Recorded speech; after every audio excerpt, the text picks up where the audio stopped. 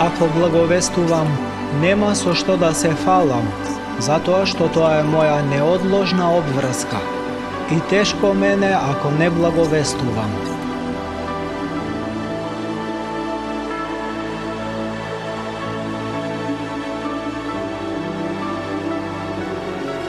Третото мисионерско патување на апостол Павле.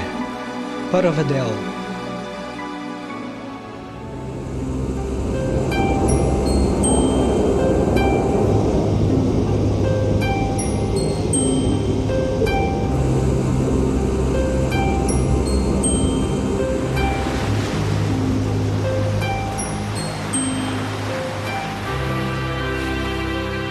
На третото и најдолго мисионерско патување, свети апостол Павле тргнал околу 53-та година по Христа.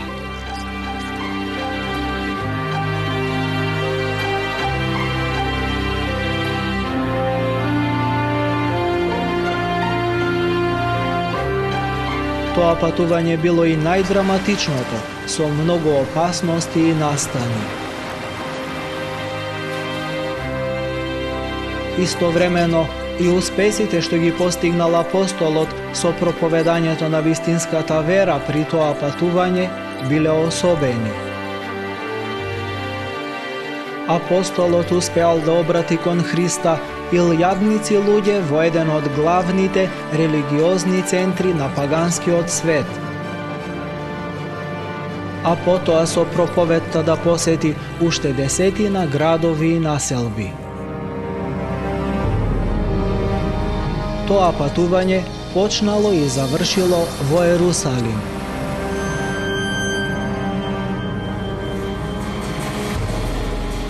На враќање апостолот го уапсиле и едвај останал жив.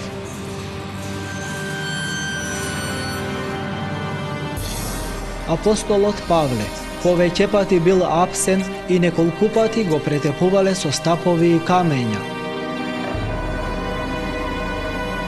Еднаш толку многу бил повреден што сметале дека е мртов и го фрлиле надвор од градот.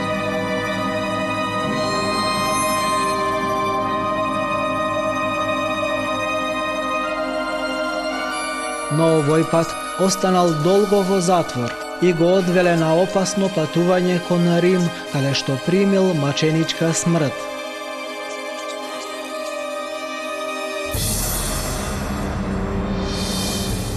Предчувствувајќи го тоа, апостол Павле се погрижил на своето последно мисионерско патување да направи што повеќе за евангелската проповед.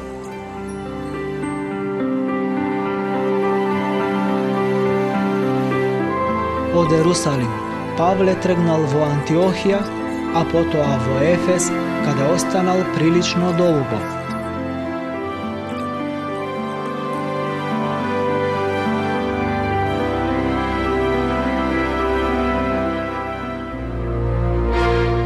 Ефес во тоа време бил центар на паганизмот. Во него се наоѓал познатиот храм на Артемида Ефеска, кого го посетувале 100.000 луѓе. Во градот живееле астролози, лажни исцелители, предскажувачи.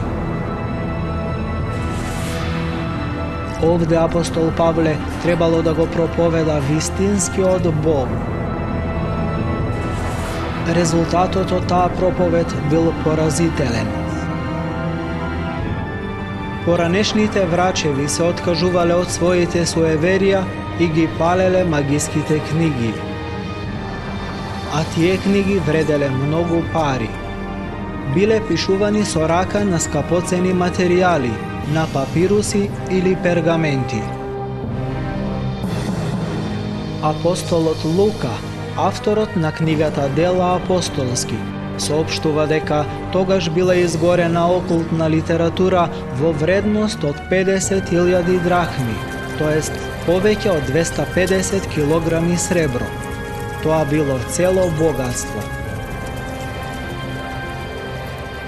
Многу луѓе кои се покајале, прифатиле да претрапат значителни загуби и ги оставиле ценетите, но за душата погубни занаети. Наместо тоа, тие добиле многу повеќе.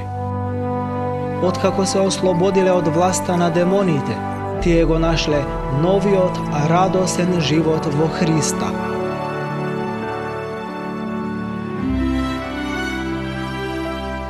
Не само служителите на демоните, туку и самите нечисти духови насекаде биле поразувани од свети апостол Павле. Со името на Исус Христос, тој изгонувал демони од луѓето и исцелувал од болести. Проповедта на апостол Павле им нанела загуби на врачевите. Луѓето кои се обратиле кон вистинскиот Бог престанале да одат во храмот на Артемида.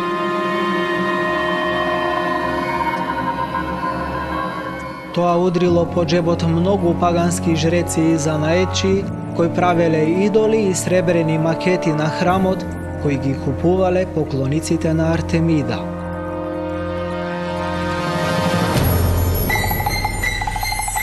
Занаетчијата за сребрени работи Димитрий се исплашил дека работата ќе му пропадне и ги наговорил занаетчиите против апостолот.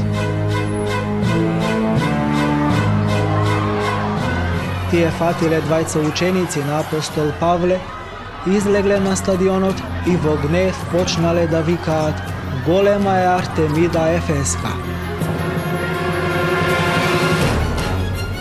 Околу нив се собрала голема толпа. Повеќето од собраните не знаеле ниту што се случува.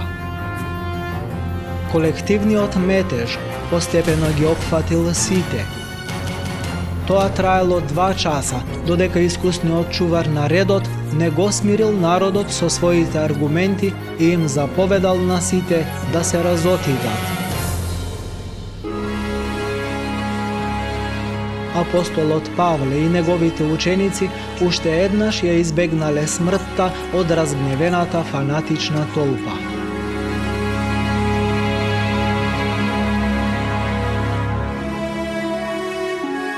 Во Ефес и неговата околина, апостол Павле поминал подолго време.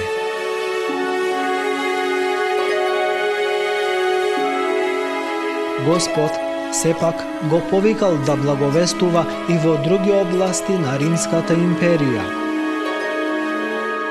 Во Ефес апостолот првпат предскажал дека на крајот на патувањето му предстои да се врати во Ерусалим, а потоа во окови да отиде во Рим.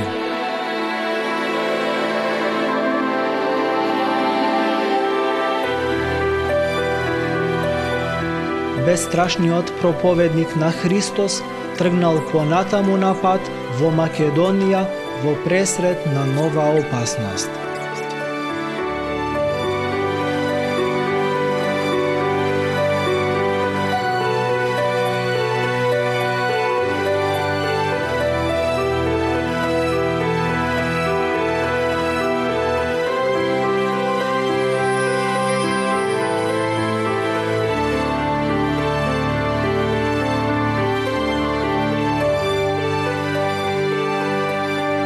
Блажени сте кога ќе ве омаловажуваат и ќе ве гонат и на секаков начин неправедно ќе говорат против вас заради мене.